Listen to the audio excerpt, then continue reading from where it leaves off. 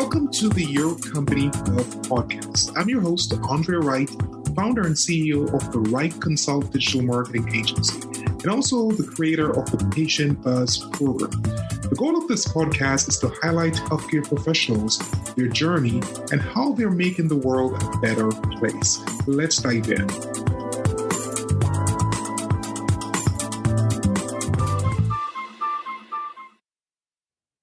Welcome to another episode of the Your Company Health Podcast. My name is Andre Wright, and today we have an exciting guest. We have Jessica Toews of Brainvive. Hey, Jessica, good day, and how are you? Hey, I'm great. It's awesome to be here with you. Yes, I'm excited to have you on today and to talk about your business. So to get things going, I want you to tell us your story and how you got involved in healthcare. Yes, absolutely. Well, I have a history of working with physicians across the country, helping them to get the word out about their practice, helping them write books, maybe launch product lines that they're interested in. So I've always been a part of really an innovative movement across the country of physicians and practitioners who are just thinking outside the box and looking at every resource and tool to bring healing, whether it's to their family, themselves, their child, their community. I believe that there's not just like one linear journey here, that we have to pull in other things to be healthy and to really be able to optimize ourselves.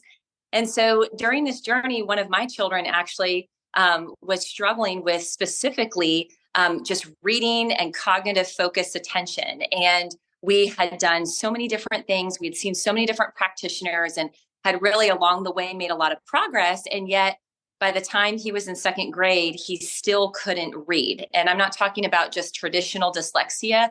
He had a processing issue. His brain was really not processing fully what he was seeing. So visual processing, and no one could really tell us kind of a timeline on when he would be reading, how we can increase these processing skills. We just started hearing talk about labels. And while I think that diagnoses can be so helpful, we also have to look and continue searching for ways that we can innovate and really help children and adults who have a label or who have a diagnosis go beyond maybe the potential or what they think is possible. So in my network of communities and physicians that I knew, someone told me about a program out of state, out of Georgia, that could possibly help my son. She had used it with her daughter and had tremendous success along with traditional reading and dyslexia remediation. And so I started to pursue that. And this program was 12 days. And I thought, how in the world am I going to do this out of state? But you know, when a mom is on a mission, we are not going to stop when it means helping our child succeed. And so we went and we did this program. And let me just tell you, his life was radically changed. And so what this program is, and that's the core of what we do now at Brainvive, is it's really neuro rehabilitative in the sense that it's working your dominant sensory system. So we're looking at your auditory system, your visual system, and your vestibular system, which is located in your inner ear. And what happens a lot of times is we have a system that maybe is underdeveloped. Maybe there was a delay in our sensory perception and integration in that really pivotal 0 to 3 years of age. Maybe somebody had an accident. My son in particular had a concussion. And a lot of times we go through kind of the concussion protocol, but we don't really know necessarily what's been lost or maybe what potential now is going to be trapped because we've lost a little bit of our integration because of that impact. And so for my son, for example, we went through this program with light, sound, and motion. It's coupling 3 of those dominant systems and really pushing that training and that therapy on all 3 systems at the same time. Mm-hmm. And what happened was on day 9 of the program, we were driving to his therapy appointment and he began sounding out phonetically what he had been taught and trained in school. And looking at all the signs and the billboards that we were, going down the street, he began trying to read them. And this was the first time he had ever done anything like that. So we knew immediately something was shifting.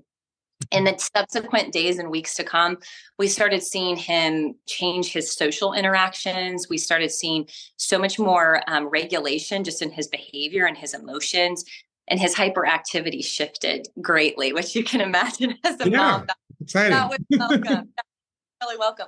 So we didn't just see the benefit of his eyes really teaming with his brain and the processing, the the access to that cranial nerve really seemed to be lit up. Like, wow, he's actually able now to see and process what he's been told and what he knows, from an educational standpoint, from a cognitive standpoint, he could apply it.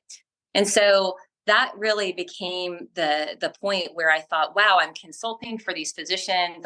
I'm traveling to the West Coast, to New York. I'm doing all of these things for work, but this is really where my passion lies. And folks on our neighborhood street, at our church community, at the school began asking us, what did you do? Like, what happened? Because this was such a dramatic change for him within that time period. And so I went and got certified in the program, and we brought the program to Atlanta, and we've since expanded upon it. We're doing our own research, and we're applying our own methodology, and we're seeing such tremendous results here in Atlanta. So that's really the story. It comes from personal passion, and then deciding that my son's not going to be the only person to benefit from this. I really want to see children and adults alike be able to benefit from training those sensory systems. Of course. And that sounds like a huge breakthrough. How many practices do you have at this point? How many locations? Yeah. So the exciting news is we have 2 locations right now, located in Peachtree Corners, Norcross in Atlanta, and then also in Buckhead. A statistic that I just looked at the other day was last year we were able to help not just so many people here in Atlanta and families and individuals here in Atlanta, but folks from 19 different states came traveling to Atlanta to one of our locations to do the 12 days in person. And it's really important to do the 12 days in person. A lot of folks will say like, hey, can I just come a couple of times and then come back next month? I wish that were the case, but we're really working at the level of the brainstem where we need to take advantage of neuroplasticity. So we need the 12 days of repetition to really be able to make and forge the most amount of change at the brainstem level. So children come twice a day. They typically come like a morning appointment, and then 3 to 5 hours later, they come again for their second session. So we get to know families, which is so special and so unique kind of in the healthcare industry. So many times like practitioners are just, stressed trying to get everybody in and see people back to back and give quality care, whatever they're doing. And I think one unique factor about Brainvive is we get to see folks twice a day, so 24 times in 12 days. And so we really get to make relationships. We get to make other recommendations, having formally, prior, I think I touched on my experience in other, specialties and getting to work around a lot of talented practitioners. Oftentimes I'm able to say, hey, have you thought of this? Or have you gone, to this physician or to this therapist? If I feel like there's something else that maybe a child or an adult can gain. And so it's just been such a special and unique model for us to be able to help others and affect change. And when we launched, we really thought years ago, like we're going to see so many children, struggling with reading, and folks who have had dyslexia their whole life, and they're wanting to gain greater integration. And actually, do you know that we see just as many adults as we see children now? Okay. And reading is just one of the facets one of the reasons people come to us. And so predominantly we see those struggling with anxiety, emotional and behavioral regulation. We see a lot of adults who have had whiplash, because we know that anytime we have, any type of impact to our neck or trauma to our head, it can impact our integration and our perception. And so we see a lot of folks post accidents that have, headaches, dizziness, vertigo. They just don't feel the same as they did before. So we see a lot of folks in that position. And then we see traditional learning challenges where, processing speed, maybe someone has had a full psych ed eval and they're diagnosed with ADHD or ADD or OCD. So we get to really work. There's no 2 days that are the exact same. We get with really just quite an incredible reach of folks. And so it keeps our days really engaging and interesting. Awesome. And so in terms of it sounds as if you would get a lot of referral from physicians, right? Yes. And that should be most of your incoming new patients, correct? Yes. So to date, we haven't done any like traditional, advertising or marketing. which I love. All of our referrals, folks walking in are referrals coming from practitioners, pediatricians, child psychiatrists, psychologists, even teachers who have said, hey, have you checked out this program? One of my students did this and it was really effective for them. And then, of course, just person to person, family to family. And we are incredibly results driven. So it's one family saying, hey, this affected change for us. We gained 20% in this area or 30% in that area. And they tell their friend or their neighbor about it. So a lot of referrals. We're constantly meeting new physicians. We're doing a lot of tours. We have a lot of practitioners who want to just come and learn because they say, my patient wasn't doing this and now they're developmentally doing it. So what happened, and it's really encouraging to make those relationships and connections. And that's awesome, Jess. And as you know, I'm in the digital marketing field. So just imagine if you started a big digital marketing campaign, how that could could push the needle if you're already being so successful in that, word of mouth and a referral base, Yeah, I love to tell our stories. And a lot of folks have told their stories on social media, or they've written up an email to their friends or told a story. And it's really special when we have, especially a child who's maybe they're in a specialized school program and they've been trying to work through reading fluently, comprehension skills. And 30 days later, we'll get a video from that parent and the child is reading a full chapter book. And, wow. It's really exciting, not just for the parents, but for us, because we just see tangibly so many cool results. And that's awesome. And it's just good to know. And I just can imagine how great you feel to know that you're having that great impact, that of actually changing, people's life by what you're doing. And that must be a good feeling. It is. Yes. We've had kind of a onset of college age students coming to us for anxiety. I think post-COVID, so many of those adolescents were at a very pivotal time in high school when they walked through the world shutting down on them, their schooling shutting down, their education kind of going on pause. And so as these adolescents are navigating higher ed and they're in college and the demand and the stress levels are increasing, we've just seen a lot of anxiety in that generation, especially. And it's been really neat to have some of those individuals who've had to maybe come home back to Atlanta, take a pause, take a gap year because they're not really coping well with the stress of life. And a lot of times they will just say, I just feel off. I can't get out of bed. I feel depressed. They're seeing a psychiatrist or a psychologist and getting great therapy. And they come with that. They come to us and we're able to help expand their visual fields through our specialized light therapy. We can integrate their auditory system and help their auditory system perform and just make it more integrated as well as efficient.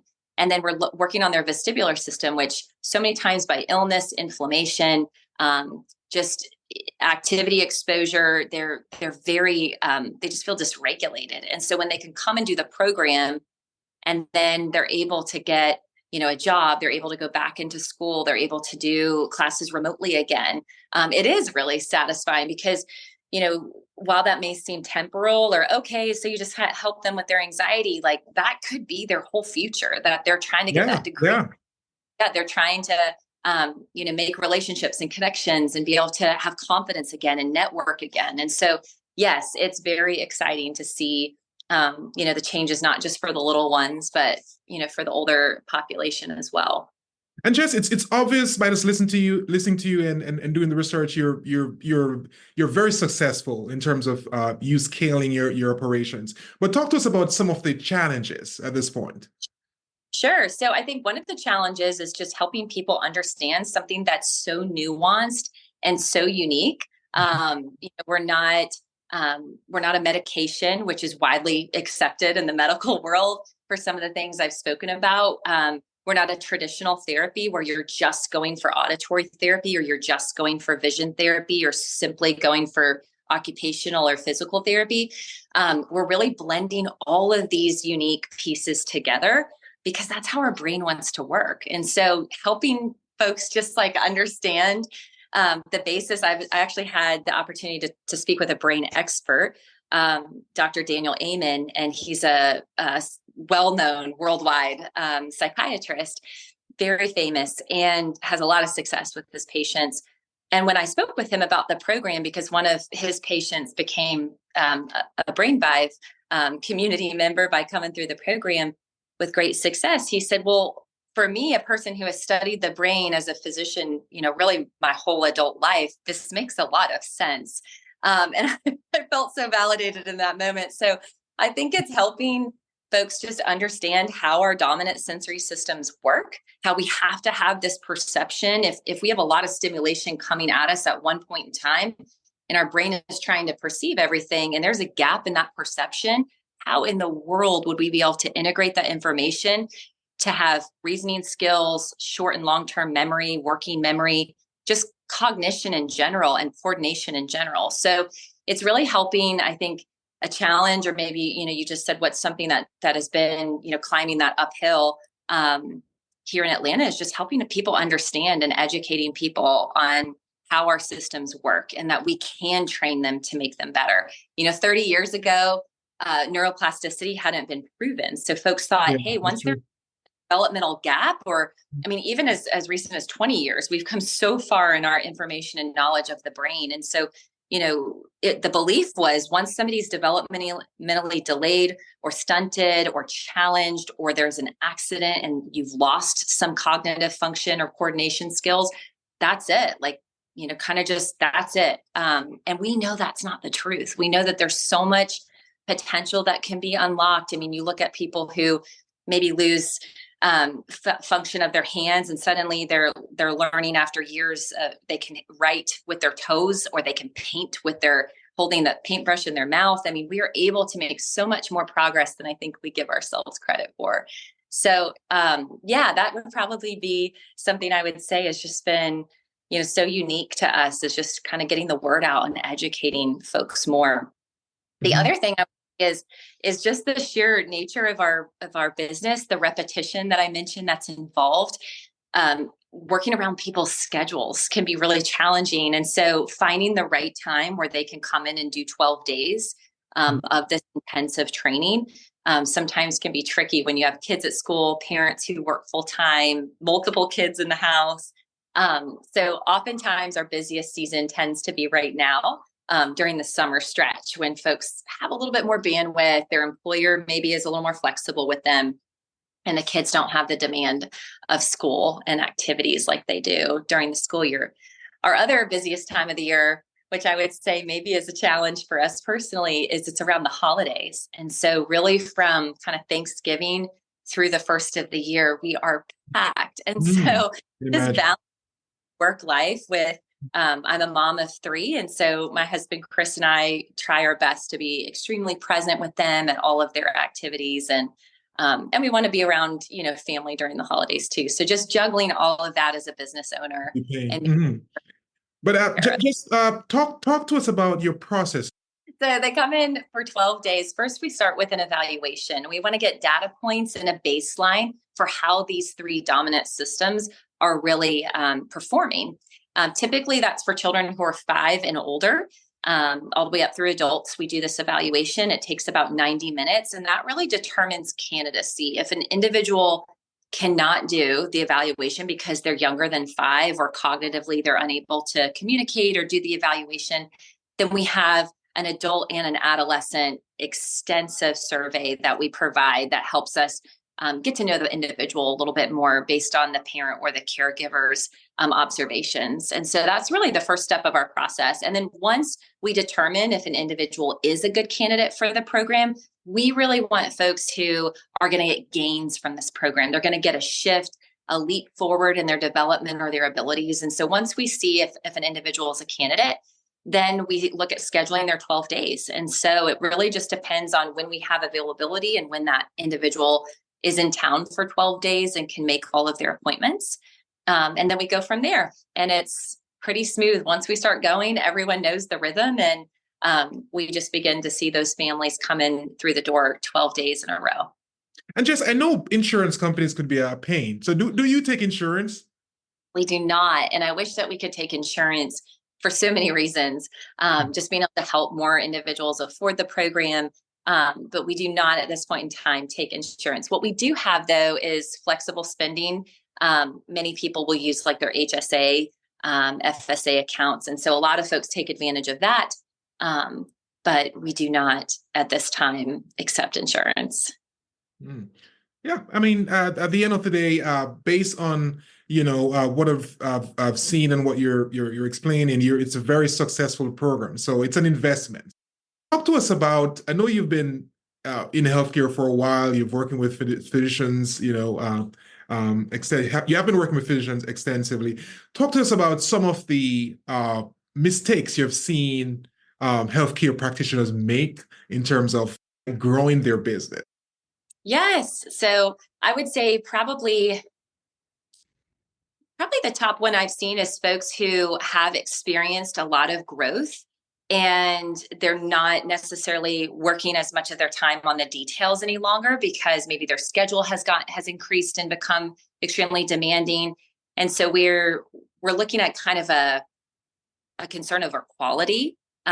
You've got this high quantity of patients coming in and you're growing, you're onboarding, new physicians or nurse practitioners, and we're slipping on the quality standpoint and the detail standpoint. And so I think one of the greatest things that a practice manager, director of that practice can do is just implementing really good systems. Because the system that you had to, run a healthcare practice with 2 physicians on the books, it looks very different than when you have 12 physicians or practitioners. And so I think, as you're growing, not just being worried about, people coming in the door, do I have enough folks to do lab draws? Do I have enough folks to do triage? Do I have enough folks to make the appointments? But what are those systems looking like that need to grow and shift with the practice so that the details are taken care of? So the prescriptions are called in right, the follow-up calls are called in, properly and in a timely manner. We have clear communication with our patients on accessing perhaps their online portal, et cetera. And so one of the greatest things I think, can avoid so many mistakes if there's clear systems that are growing with the practice numbers.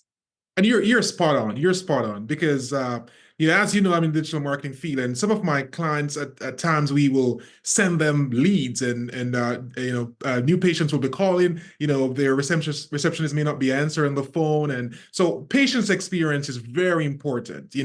Having the systems in place to ensure that from day one, the prospective patient would just have a good experience until when the practitioner will provide that service. So you're totally right. Moving away from that can definitely create a bad taste in patients. Absolutely. And I think we have to view healthcare as we view every other business, right? We're offering a service. And even if the individual is, the physician is fully in network and the practice is, an insurance-based network, I think what oftentimes we, on the inside, I'm speaking as if I was in a practice, we forget that even though the patient is paying the insurance fees and the insurance is covering the appointment, we're still looked at as the practice as the one service, right? We're still looked at the one that's held responsible. They're not thinking about, who's paying the bill, so to speak. And so I think it's really helpful when the leader of the practice, the physician who owns the practice, whomever's in leadership there, really drives home that we are in a service-based industry, right? And we need to make sure that our customer or our patient is always feeling like we're proactive with them, especially with our healthcare. I mean, even more so than going for like fine dining or when you go to like a fancy place to vacation. I mean, your health is the most important thing that you have, right? And so making sure that, that you're delivering on that service is just a really easy way to get great physician reviews, referrals, growing your practice. And it's just the right thing to do by people, especially when you're talking about something so sensitive as their health. I think one of the greatest things that some of the practices I consulted for and worked closely with, when we focused on each person every time, they're not just a number. They're not just the next appointment. They're not my 10 o'clock or my 10:10 or my 10:20. This is each person every time matters so much. We saw a lot of, the online chatter about certain practices diminish. A lot of the frustrations about things diminish. It's incredible when you really just treat people like you would treat your own family, how much it can impact, just the entire practice at every level. You're spot on, and reviews are so important, because I know if I'm searching for a practitioner in a specific area, I'm going to go look them up and look at the reviews. That's right. Patients will go there and write bad reviews for these practitioners. So it's so important to give them the best experience. Yes, mouth is also free marketing, and so when you are Yes. treating people with just so much respect and so much care, when someone's looking for a family doctor, or they're looking for some type of therapy, and they say like, hey, not only did I get good results by going to this physician, but they were wonderful, like they really care about my family, that goes such a long, long way versus just like a billboard in the sky. Both are important, right? But you really need to be able to back up that billboard, what you're saying on that billboard with what you're delivering. So yeah, I'm really passionate, as you can tell, about Yeah. experience and service. I think in this day and age, it's just there's such high expectations from customers or patients alike. And we all have access to the digital, kind of vent sessions on Yes. review. No, I mean you're completely right, and it's all about giving that great experience. But Jess, I want to let's talk about the state of healthcare. This may not really impact your area, but what I realized with some of my doctors, you have these private equity firms and also like DSOs when it comes to dentists. They're going around and buying up all these smaller practices. What are your thoughts on that? And how the healthcare is changing? I think we need like 5 podcasts, honestly, to unpack that. But I will say that, my fear is being somebody who really thinks that medicine requires relationship, and healthcare in general, whether it's a therapy or it's actual medicine, requires a relationship to really understand your patient. My fear is that we're starting to lose some of that connectedness that makes physicians and therapists so successful with their patients, because they're not just looking at a patient as just a number and really just like lab values. They're listening to their lived experience. They're putting all the history together, and they're making, sometimes gut decisions on a patient's care that can impact, their disease outcome. And so I believe, and I feel strongly that as this is really becoming more and more, money driven. I think that these purchases, if we lose the relationship piece of healthcare, I think we're missing the mark. And I think we're going to regret it in generations to come. We may not see it immediately. Sometimes I think we do, but I definitely believe that in subsequent generations, we're going to say, why did we do this? Like at what cost are we really paying? And I think the cost is human life. I think the cost is a healthy community, a healthy, really nation. And so I am concerned about the state of healthcare. I don't have a great, answer for you on how to fix it.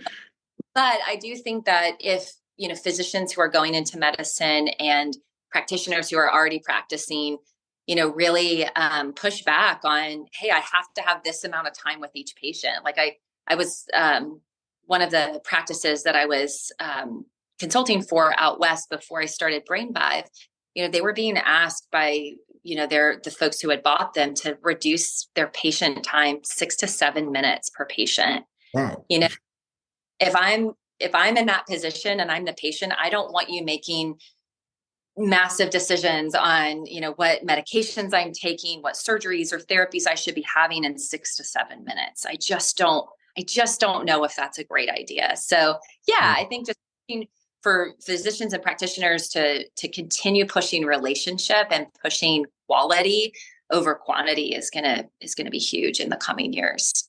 And I totally agree. And that's my takeaway from all that, is that it's definitely going to impact the patient experience. It's all going to be about numbers and then less about it's good, and not enough emphasis would be placed on the patient's health and well-being, versus just all about a number, and making that buck. So I completely agree with you on that. And just, I know we're at the end. I know we've been speaking for a while, but I want to switch gears a little bit. If you could say, always ask guests this: what was the best advice you've received, and how is that impacting you now in terms of in business? In business, well, as an entrepreneur, I think the best advice that I was given is don't judge your success on your highest highs or your lowest lows. Like, always try to kind of be in this middle of the entrepreneur wave. Mm-hmm.